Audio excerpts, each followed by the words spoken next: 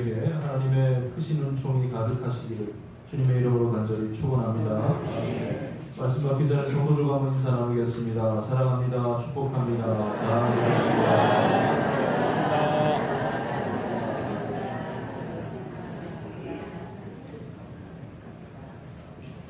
오늘도 좀 바람이 쌀쌀하고 조금 차가운 날씨인데도 여러분들 개의치 않고 이렇게 오심을 감사드리고 하나님께서도 기뻐하실 줄로 분명히 믿습니다. 귀한 시간, 귀한 발걸음 하셨는데 온전한 예배로 하나님께 나아가는 이 시간이 되었으면 좋겠습니다. 이 변화라는 것은 그리스도인에게서 정말로 중요한 그런 주제이고 화두라고 말할 수가 있을 것입니다. 고린도전서 5장 17절 말씀 보면 누구든지 그리스도 안에 있으면 새로운 피조물이라 이전 것은 지나갔으니 보라 새 것이 되었구나. 우리를 일컬어서, 우리는 그리스도인들이잖아요. 우리를 일컬어서 그리스도 안에 정말로 새 것이 된 사람들이다라고 말씀하고 있습니다. 점점 나이가 들고 점점 연로해야 어떻게 새 것이 될 수 있느냐, 그런 의미가 아니라 옛 삶의 방식들을 버리고 또 옛 삶의 태도들과 달리 새로운 피조물이 될 것이다 라고 선언해 주셨습니다. 누구든지 그리스도 예수 안에 있으면, 예수를 믿으면 새롭게 되는 거예요. 어떤 특별한 사람이나 목회자나 이런 사람들만 새로운 변화를 경험하는 것이 아니라 예수를 믿는다면 우리 모두가 다 이 새로움을 경험해야 될 것이고 변화를 경험해야 할 것입니다. 이것은 우리의 신분의 변화, 또한 죄인의 자리에서 있다가 하나님의 자녀, 하나님의 아들로 이 변화된 것을 뜻합니다. 그리고 또한 이 내면의 변화뿐만 아니라 이 삶의 변화를 동반한다는 사실을 우리는 꼭 잊어서는 안 될 것입니다. 그런데 어떻습니까? 예수를 믿고 난 뒤에 여러분의 삶은 180도 완전히 달라지셨습니까? 얼마나 큰 변화를 경험하고 계십니까? 솔직히 말해서 예수는 믿지만 변화는 되지 않는 많은 사람들이 우리 주변에 있고 또 나 자신도 그렇게 부인할 수가 없을 것입니다. 물론 이 변화라는 것이 하루아침에 되는 것은 결코 아닙니다만 교회 생활을 해왔던 그런 연륜에 비한다면 참으로 그 변화가 너무나도 더디 진행된다든지 지체되고 있음을 우리는 솔직하게 시인할 수밖에 없습니다. 또 어떤 사람들의 모습을 보면, 삶의 모습을 보면 아예 변화되기를 거부하는 사람인 것처럼 그렇게 행동하고 그렇게 처신하는 부분들도 볼 수가 있을 것입니다. 사실은 원래 우리가 이 죄악 가운데 있던 몸들인지라 아마 그것이 더 습관화되어 있고 몸에 배어 있는지도 모르겠어요. 그래서 예레미야 선지자는 이렇게 말합니다. 굿수인이 그의 피부를, 표범이 그의 반점을 변하게 할 수 있느냐? 할 수 있을진데 악에 익숙한 너희도 선을 행할 수 있으리라. 굿수 사람, 흑인들을 얘기하는 것인데 흑인들이 어떻게 그 얼굴을 하얗게 변할 수가 있으며 얼룩덜룩 이 무늬가 있는 그런 표범이 어떻게 그 가죽이 달라질 수가 있겠느냐? 하물며 우리의 변화는, 사람들의 변화는 정말로 힘들고 간이 절망적이다라는 것을 표현하고 있는 그런 말씀입니다. 그러면 우리는 새로운 피조물이고 변화를 경험해야 될 사람들인데 안 된다고 얘기를 들었으니 이걸 포기하라는 말인가? 물론 아니라는 것을 여러분들이 더 잘 알고 계실 것입니다. 예수님 앞에 이런 일이 있었습니다. 한 부자가 와서 예수님께 진리를 구하다가 재물에 대한 얘기를 듣고는 돌아가게 됩니다. 그때 주님께서 말씀하시죠. 부자가 하늘에 가는 것이 낙타가 바늘 구멍에 들어가는 것보다 더 힘들 것이다 라고 말씀하셨습니다. 제자들은 좀 의아했을 거고, 그럼 누구는 가고 부자는 못 가고 가난한 사람은 가고 어떻게 이게 제한되는 것인가 라고 생각했을 수도 있겠지만 예수님께서는 변화될 수 있는 유일한 조건 한 가지를 말씀하시는데 사람으로서는 할 수 없으나 하나님은 하실 수 있느니라. 할렐루야. 하나님으로 인하여 변화되는, 하나님 때문에 변화되는 저와 여러분들의 삶이 되어야 할 것입니다. 사랑하는 성도 여러분, 이 신앙생활이라는 것은 머리로만 하는 것이야, 지식으로만 하는 게 아이고 그때 누가 태어나고 누가 메시아가 오고 이런 말씀 은혜롭고 거기서만 그치는 것이 아닙니다. 영적인 영역이기 때문에 내 삶의 모습과는 전혀 무관하다고 생각해서도 안 됩니다. 그것도 그렇잖아요. 우리가 한 사람인데 우리의 마음은 따로 있고 몸은 다른 곳에 가 있고 그렇게 할 수 없듯이 마찬가지로 주일과 평일을 달리 살아서도 안 됩니다. 신앙생활을 한다면 내 삶의 모든 터전 속에서도 신앙인으로 우리가 자리 잡고 살아가야 한다는 말씀입니다. 예수님을 믿는 믿음은 교회에서뿐만 아니라 내 삶의 현장에서도 고스란히 표현되어져야 합니다. 성경은 말합니다. 너희 몸을 하나님이 기뻐하시는 거룩한 산 제물로 드리라.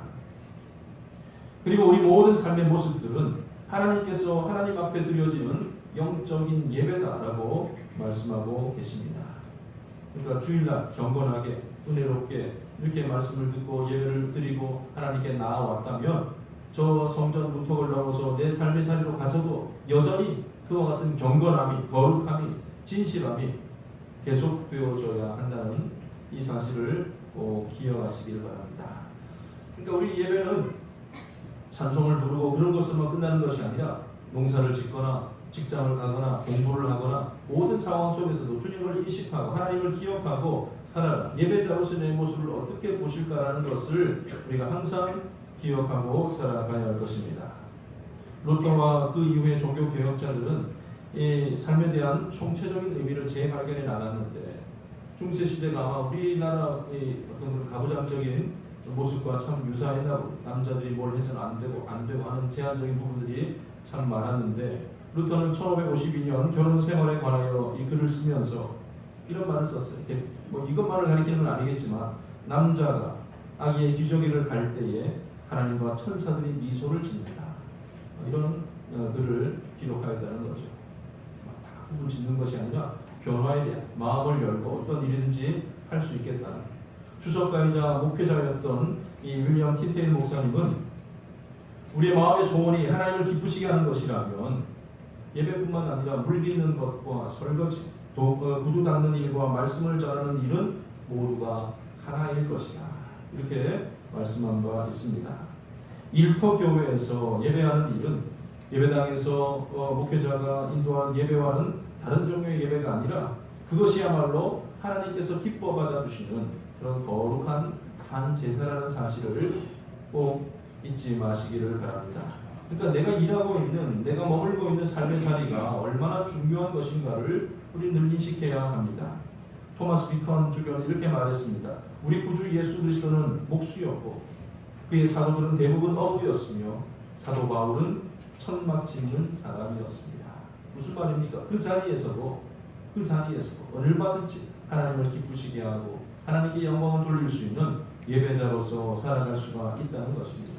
정직하게 직장생활하고 정직하게 제품을 만들고 어떤 것들을 판매하고 제공하는 그런 모든 일들을 통해서도 우리는 예배자로서 살아가야 한다는 말입니다.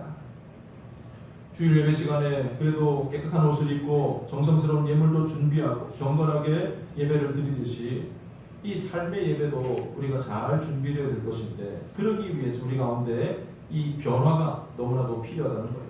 뭐 삶의 모습인데 사는 모습 그대로를 보여드리지 이게 아니라 날마다 변화되어 가는 모습으로 우리는 하나님께 정성을 보여드릴 수가 있는 것입니다. 그러기에 변화된 삶은 우리의 몸으로 드리는 예배라는 사실을 기억하십시오. 구원받은 이후에는 구원받은 자의 삶이 반드시 동반되어야 하는 것입니다. 벌써 2019년도 셋째 주일 예배를 드리게 되었는데 이 해를 시작하면서 또 중요한 시점에 새롭게 결단하고 계획하고 또 변화에 이를 수 있는 여러분들의 삶이 되시기를 주님의 이름으로 간절히 축원합니다. 시작은 하였지만 또 이 해가 마무리될 즈음에 내가 뭐 했나라고 고개를 갸우뚱하기 이전에 해가 갈수록 또한 신앙의 연륜이 쌓여져 갈수록 아름답게 변모해가 그야말로 예수 그리스도의 장성한 분량이 충만한 데까지 이르는 저와 여러분 되시기를 주님의 이름으로 간절히 축원합니다. 이 성도들의 변화에 대해서 막연한 오해를 가지고 있는 분들도 계십니다. 어떤 오해냐면 내가 예수를 믿고 교회 나가고 성령님께서 내 마음에 오시면 저절로 내 행동도 선하게 바꾸어지고 옳은 길로 인도함을 받고 뭐 그냥 술 담배도 그냥 맛이 다 떨어지고 옛날에 하던 짓은 다 못하게 되고 뭐 그렇게 될 것이라고 생각하는데 이것은 큰 오해입니다. 물론 하나님의 큰 특별한 조치가 필요할 때는 그런 일들도 가끔 있기는 합니다만은 하나님께서는 처음부터 우리를 애초에 그렇게 만들지 않으셨다는 것입니다. 뭐 로봇처럼 머릿속에 무슨 프로그램 하나 딱 집어넣으면 그대로 옳은 일, 선한 일, 착한 일, 지혜로운 일 그렇게만 하도록 하지 아니하시고 또 이렇게 우리에게 자유한 의지를 하나님께서 허락해 주셨다는 말입니다. 만약에 로봇처럼 만드셨다면 아담이 왜 범죄를 했겠습니까? 하와가 왜 실수를 하였겠습니까?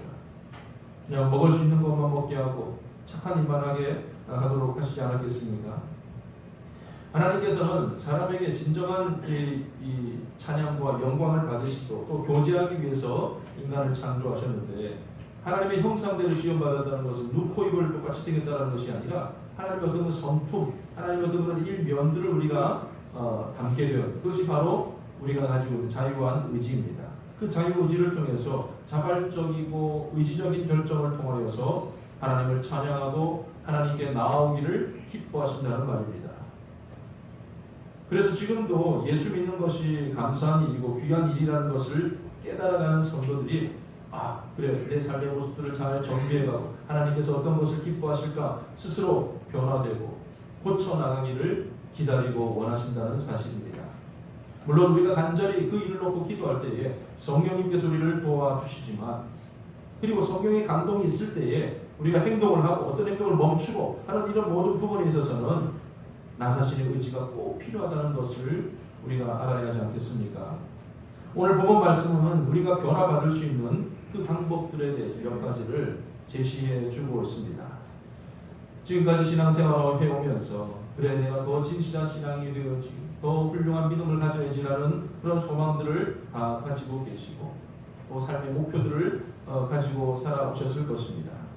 우리 모든 성도님들이 오늘 이 주시는 말씀을 다시 한번 마음속에 새기고 참된 변화의 자리에 이를 수 있게 되기를 주님의 이름으로 간절히 축원합니다. 먼저 변화될 수 있는 첫 번째 비결은 조금 소극적인 부분이지만 이 세대를 본받지 말라라고 하셨습니다. 따라해봅시다. 이 세대를 본받지 말라.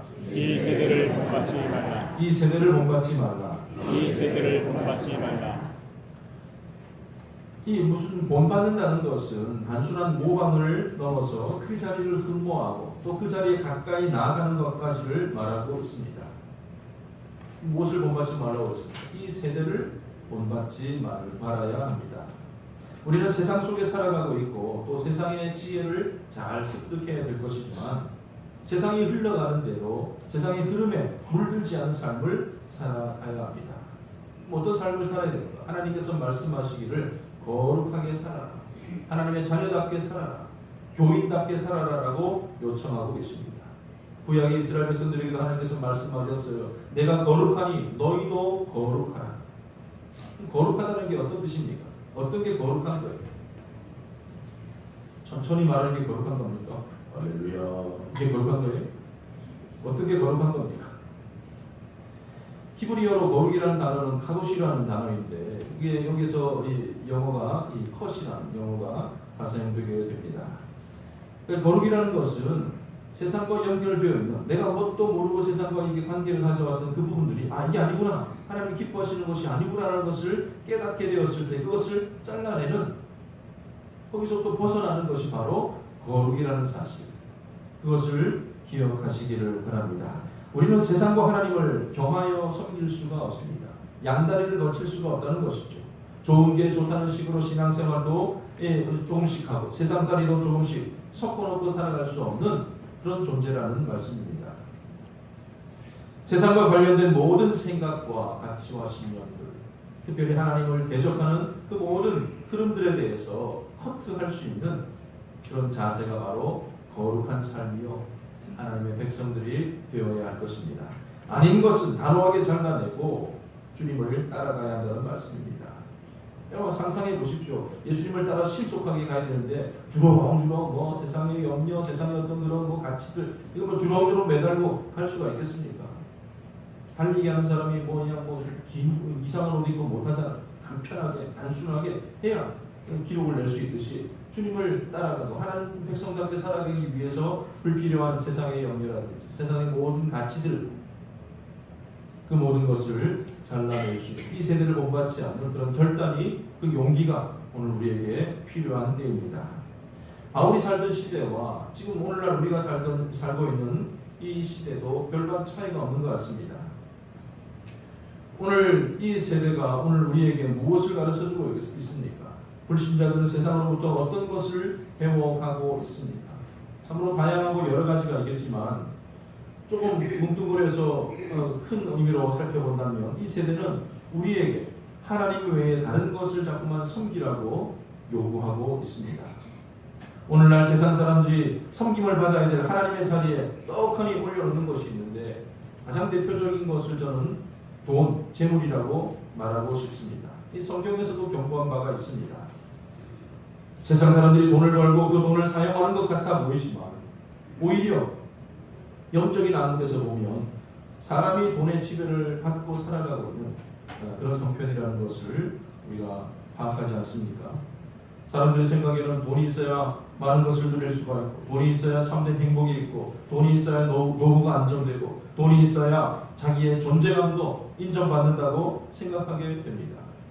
억지 주장이야 현실이 그렇지 않습니까? 우리 자신의 인격이나 인품이나 또 어떤 그런 이름은 온데간데 없어지고 그 사람을 보는 것이 어떤 몇 평짜리 아파트에 살고 있나? 차는 뭘로 타고 있나? 연봉이 얼마짜리냐?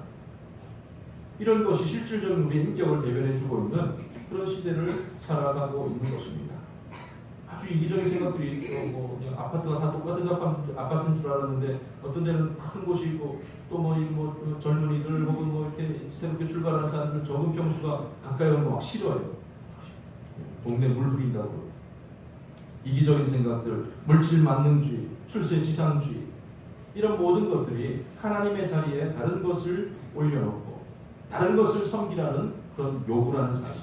또 이것이 없으면 내가 뒤처지는 것이 아닌가, 내가 뒤떨어지는 것이 아닌가라고 착각하게 만드는 것입니다. 두 번째로 이 세대는 노골적으로 교회에 대한 편견과 신앙생활에 대한 회의를 표출해주고 있습니다. 자꾸만 시간이 갈수록 교회에 대한 그런 부정적인 이미지를 심어줍니다.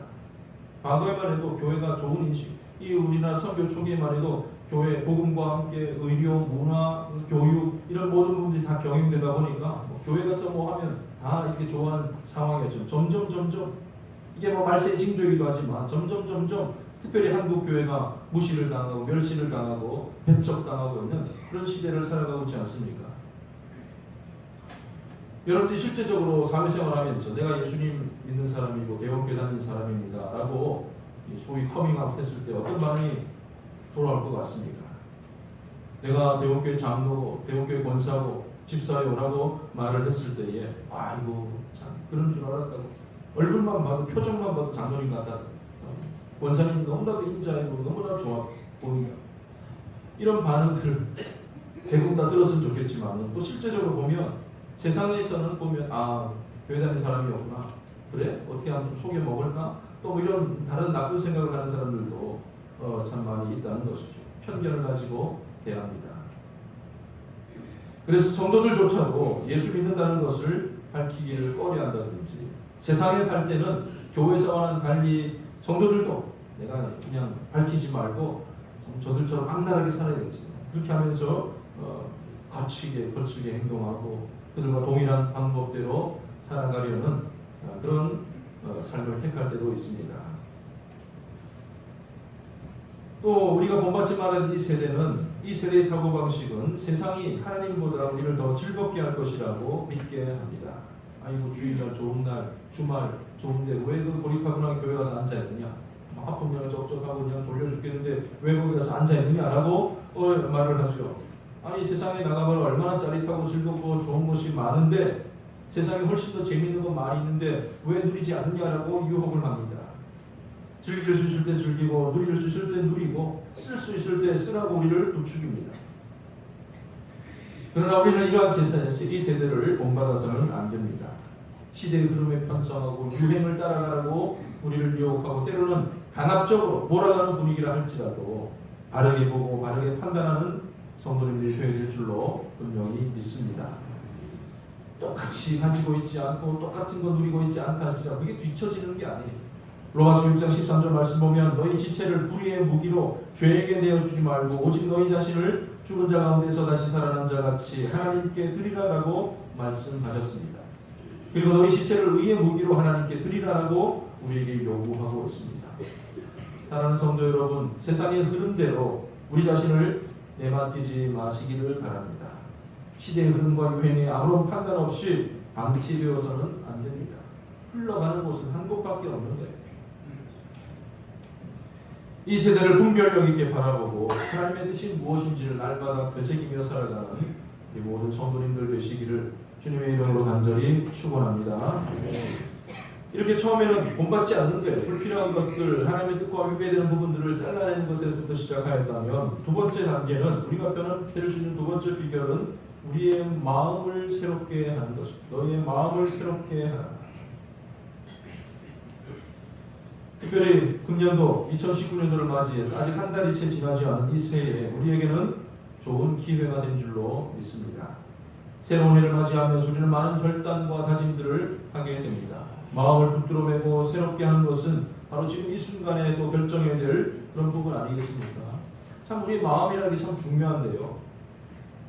이 꽂아놓은 것이 똑같은 상황이 내 마음이 좋지 않을 때는 왜 이러냐 이렇게 바라볼 수도 있는 것이고, 내 마음이 기쁠 때는 막 전부 다 막 나를 막 노래하는 것 같고 막 기뻐서 그냥 방긋방긋 웃는 것 같고 그런 상황이 되는 거예요.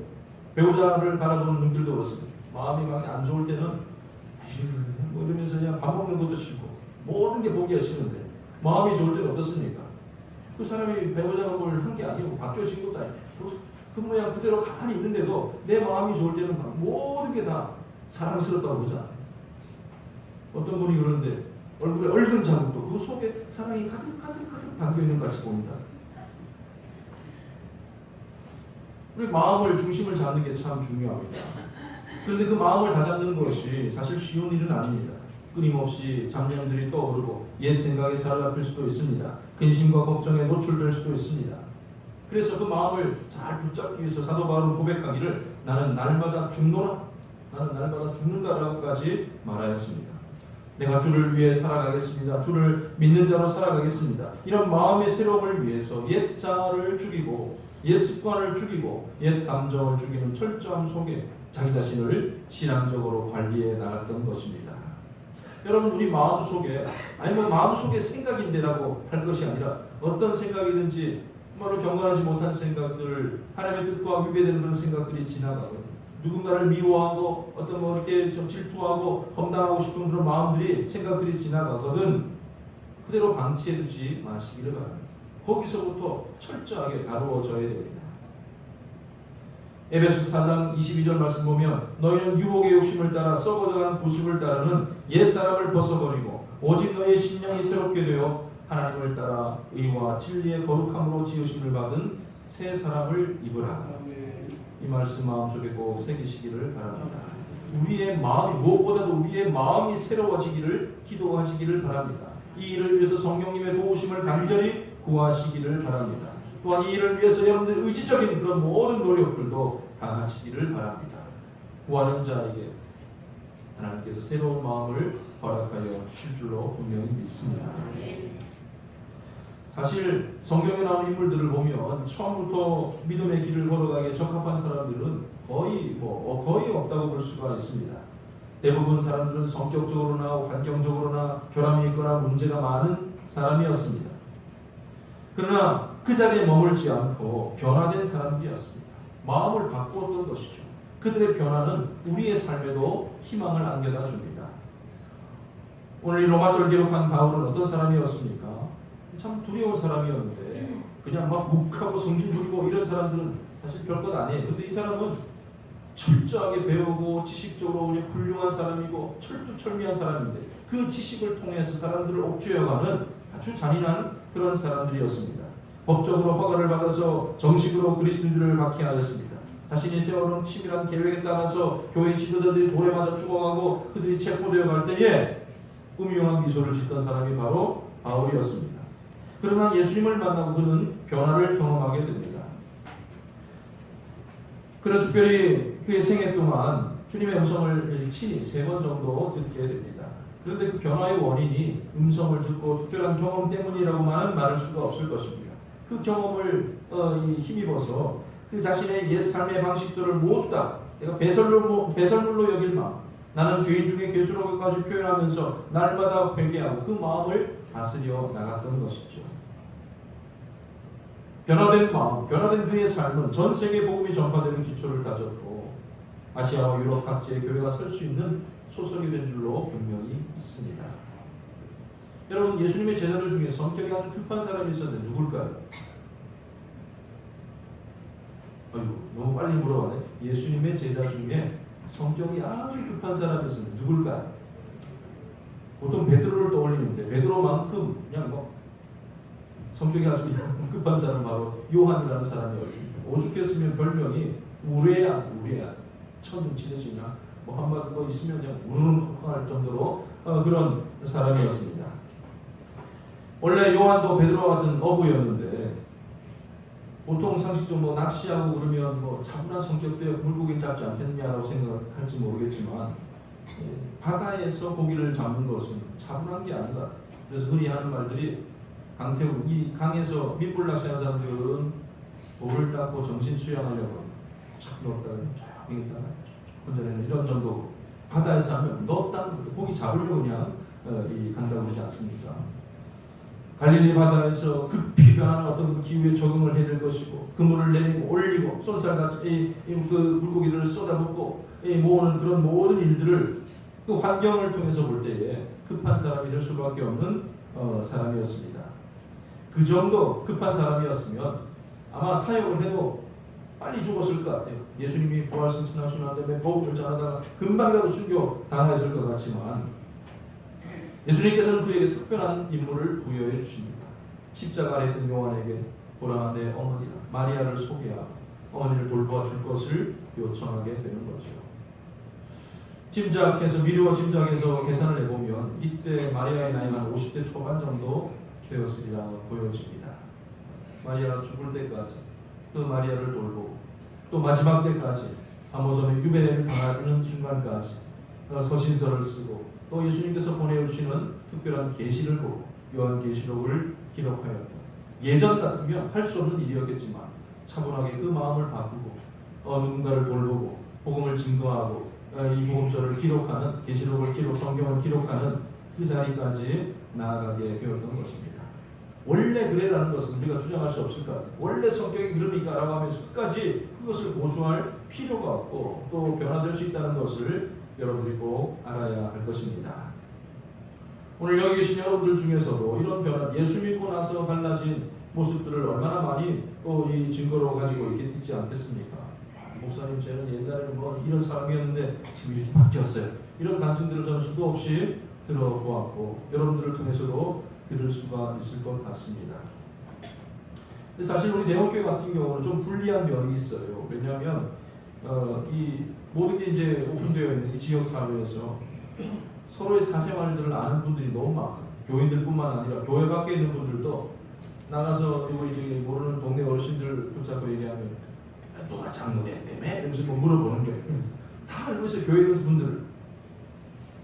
그러면서 또 한편으로는 아이고 그 사람 내가 옛날 어릴 때 모습을 아는데 뭐 어떻게 살았는데 뭐 좋은 모습보다는 주로 이제 이 개구지 모습들 잘못한 모습들을 많이 기억하고 있으면서 니까짓게 뭐 변화돼봤자 얼마나 변화되겠느냐 이런 비난들을 받을 확률이 많이 있습니다. 그런 말을 들으면 또 의기소침해지고 아이고 내가 뭐 할 수 있겠느냐 이런 생각을 하게 되지 않겠습니까? 전에도 한 말씀드린 적 있지만 맨날 말썽만 피우고 밤늦도록 게임만 하던 이 늦잠을 자던 아들이 어디서 책을 보고 왔는지 어머니에게 아침 식사를 하면서 이렇게 말을 하려니까 엄마 제가 이제부터는 아침형 인간이 되겠습니다. 이렇게 다짐을 고백을 했다고 해요. 엄마가 그러니 바라보더니 야 먼저 인간이나 되라 그러면서 대답을 하더라는 거죠. 아니 모처럼 마음 먹고 뭐 그렇게 대답을 했으면 아이고 잘했다 잘 결정했다 뭐 이렇게 격려해주고 위로해줬으면 뭐 얼마나 더 좋은 결과가 있지 않았겠습니까? 혹시라도 여러분들 아는 분들이 그런 기대치가 낮다 할지라도 실망하거나 좌절하지 마시기를 바랍니다. 특별히 교회 성도들 간에 그런 게 있잖아요. 우리가 뻔히 알잖아요. 교회가 역사가 오래되다 보니까 아이고 너 유초동부 때 내가 너를 가르쳤는데 어느새 청년이 되어 있고 또 어느새 또 결혼을 해서 집사가 되어 있고 이런 모든 과정들을 지켜본 분들이 실족하게 하는 말들을 할 때가 많이 있습니다. 네가 뭐 한들 뭐 어디까지 하겠어. 옛날에 네가 실수한 게 다 알고 있는데 어떻게 실수만 기억하는지 모르겠어요. 잘한 것도 기억하고 잘할 만한 것도 기억을 해줘야지. 교회를 위해서 헌신한다고 그러고 뭐 헌금을 한다고 그러고 봉사를 한다고 그러면 잘한다 박수 쳐주고 칭찬해 줘야 될 것인데 오히려 그래 한때 뭐 이 분위기 아니겠느냐 언제까지 가나 보자 팔짱 끼고 지켜보는 자가 되지 마시기를 바랍니다. 할렐루야. 어떻게 되겠어요? 잘한다고 칭찬해주고 위로해주고 격려해주고 이렇게 될 때에 나도 변화되고 그 사람도 변화가 되는 거예요. 둘 다 변화가 되는 겁니다. 하나님은 항상 칭찬하는 분들이었어요. 아이고 이렇게 뭐 잘하는 일도 그렇게 돋보이게 해서는 안 되겠지. 여러분 우리 교회를 하향 평준화 시킬 거예요. 못하는 사람 기준으로 할 거예요. 하나님은 항상 잘하는 사람 착하고 충성된 조마 참 잘하여도 다 칭찬하셨던 분이지. 야 한 달란트 가졌던 사람 7조 갈지 몰라. 그러니 5달란트 2달란트 가만히 있어. 너희들 형 가만히 있어. 이렇게 말씀하시는 분이 아니잖아. 그것 때문에 교만해지고 막 그냥 이렇게 하는 건 아니지만 잘하는 것에 대해 상급을 주시고 칭찬해 주시는 분이 하나님의 이 마음이고 하나님의 뜻이라면 우리 교회 가운데서도 잘하는 분들에 대해서 변화되기 위해서 몸부림치는 그 영혼을 위해서 격려해주고 위로해주고 박수 쳐주는 그런 관계가 되어야 할 것입니다. 나를 신뢰해주지 못하는 환경에서 변화를 경험하기란 참 힘든 일이지만 포기하지 마시고 주님을 사랑하신다. 신앙생활을 계속해 나가기를 원하신다면 어제와 오늘이 다르고 오늘과 내일이 다른 그런 신앙의 진보가 우리 가운데 있어야 할 것입니다. 생활의 패턴이 달라지고 내 생각이 달라지고 마음이 달라지는 그런 놀라운 열매들이 있기를 주님의 이름으로 간절히 축원합니다. 오늘 여기 계신 우리 모두도 하나님 앞에서 참된 변화를 경험할 수 있었으면 좋겠습니다. 어째 너는 예수 믿는다고 그러면서 평생 그 꼴이나 이런 소리 듣지 않아야 하지 않겠습니까? 내 생각의 변화, 내 삶의 관점의 변화, 내 행동이 변화되는 모든 성도들이 되어야 할 것인데 그 변화는 기초의 사실은 그 변화된 후에는 무엇을 해야 되는가? 오늘 말씀을 통해서 보면 2절 말씀 보면 변화를 받아 하나님의 선하시고 기뻐하시고 온전하신 뜻이 무엇인지 분별하도록 하라. 길게 얘기했지만 한마디로 하면 분별하는 삶을 살아가야 합니다. 이 분별이라는 것은 오해하지 말 것이 하나님의 뜻이 무엇인지 구별해낸다든지 혹은 거기서 선별해내는 게 아닌 이만큼이 있지만 하나님의 뜻이 이만큼 있지만 그 중에 내가 할 만한 것만 선별해내서 이것만 하겠다 이런 뜻이 아니라 세상과 내 모든 생각 속에 파묻혀 있는 그 가운데 하나님의 뜻이 이만큼이라면 그 모든 것을 분별하여 내 삶에 적용하고 힘써 나가는 것 그것이 변화된 사람의 그 이후의 삶의 모습이 되어야 할 것입니다. 나를 향한 그렇다고 해서 하나님께서 성경 창세기부터 계시록에 있는 모든 내용을 우리에게 한 번 다 해버려라 한 사람에게 그렇게 맡기진 않아요. 구체적인 사명을 우리에게 주시고 구체적인 사역을 주시고 나를 통해서 헌신하고 있는 부분들을 하나님께서는 허락해 주시고 어떤 사람은 2달란트를 허락하시고 어떤 사람은 5달란트만큼 일하라고 허락을 하시는 것이죠. 중요한 것은 크고 적음을 떠나서 나를 향한 하나님의 뜻이 무엇인지 또 우리 교회를 향한 하나님의 뜻이 무엇인지 관심을 가지고 집중하며 살아가야 할 것입니다. 각 교회들마다 사역들이 있겠지만 오늘 우리에게 명령, 우리 대원교회 명령하신 하나님의 뜻이 무엇인지를 바르게 분별하고 따라가는 그런 삶을 살아가야 할 것입니다. 수많은 신앙생활하는 모습들이 있겠지만 오늘 나를 통하여서 하나님께서 요구하시는 바가 무엇인가 그것을 잘 분별하고 따라가는 그런 결단들이 있어야 할 것입니다. 여러 생각들이 막 중복되어 있는 이 세상 가운데에서 바르게 분별하기 위해서는 가장 단순하지만 하나님의 말씀을 우리가 잘 들어야 합니다. 말씀을 읽고 말씀을 듣고 묵상하고 그 말씀대로 적용하며 사는 단순하지만 가장 중요한 이 일을 해야 할 것인데 특별히 그 가운데 예배의 자리는 하나님의 말씀을 듣는 자리입니다. 그 횟수를 자꾸 변화를 갈망하는 만큼 여러분들 그 횟수를 늘려가시기 바랍니다. 주일 5조만 갔다가 그냥 끝난 사람이었다면 한번 5일도 한번 참석을 해볼까? 주일만 지켰던 사람이면 수요일도 한번 가볼까? 금요일도 가볼까? 새벽기도 하루만 나왔던 사람이라면 한번 2-3번도 가볼까? 이런 어떤 그런 갈망들이 있고 그런 변화들이 우리 가운데 있어야 할 것입니다.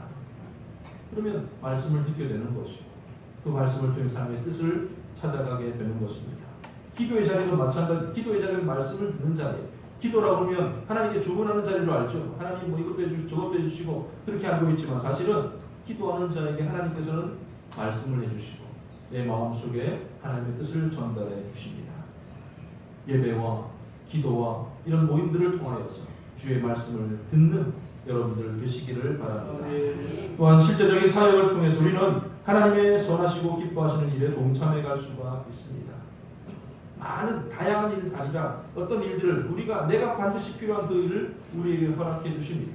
어떤 사람은 교사로서, 구역장으로서, 또 뭐 여러 가지 헌신하고 몸으로 이렇게 일하는 부분을 통해서, 또 섬기는 일을 통해서, 봉사하는 일을 통해서. 특히 우리 이 집사님들 이상 되신 분들 다 재직이라고 하는데 재직회를 모이잖아요. 재직회 모여서는 토론하는, 재직이라는 토론하는 사람들이야 부경분들이 아니라 말 그대로 여러 가지 직을 말하는 거예요. 사역과 연관되어 있을 때에 어떤 그런 사역과 연관되어 있을 때 재직의 기본적인 의무를 다 할 수가 있는 것입니다. 어떻게 돌아가나 교회 돌아가나 이거 보는 것이 아니라 내 헌신함, 그 사람이 어떤 직을 통해서 헌신하는 그 부분에 대한 요청이라는 것을 잊어서는 안 될 것입니다. 모든 성도들도 마찬가지입니다. 주의 일을 하는데 주저하지 마시기를 바랍니다. 각기 베풀어주신 은사가 있으며 할 수 있는 일들이 있습니다. 교회 일을 하는데 주저하지 말고 구경꾼이 되지 마시길 바랍니다. 반드시 여러분들이 필요한 곳이 있고 반드시 내가 감당해야 될 일이 있습니다. 주님과 교회 앞에 쓰임받음에 감사하시고 기쁨과 감사함으로 그 일을 감당해 나갈 때 우리 변화에 대한 또 다른 증거로 나타나게 될 줄 분명히 믿습니다. 이제 말씀을 맺습니다. 사랑하는 성도 여러분, 하나님께서 여러분들을 믿어주시는데 스스로 포기하거나 절망하지 마시기를 바랍니다. 이거 나는 해봤는데 안 되더라, 나는 할 수 없어, 스스로 책망하지 마시기를 바랍니다. 주님을 믿는 사람은 날마다 변화되어져야 하고 또 변화될 수가 있습니다. 그리스도의 장성한 분량이 충만할 때까지 바뀌는 그런 역사가 있어야 할 것입니다. 나의 성격이나 내 상처, 나의 경험, 내 모든 지난날의 과거의 실패들도 여러분 걱정하지 마세요. 다 변화될 수가 있습니다. 또한 내가 변화되어 가고 다른 사람들의 변화를 살펴보면서 함께 기뻐할 수 있는 우리 대원교회 공동체가 되어야 할 것입니다. 서로에게 위로가 되어주고 격려가 되어주고 잘한다고 칭찬해 줄 수 있는 그런 관계를 통해서 우리 모두도 더 나은 자리로 나아갈 수가 있게 되는 것입니다. 그저 그렇게 지나가는 한 해가 아니라 좀 더 달라지고 좀 더 변화된 귀한 모습으로 하나님을 기쁘시게 하고 귀한 자리에 이룰 수 있는 저와 여러분들의 모든 삶이 되시기를 주님의 이름으로 간절히 축원합니다. 기도하겠습니다.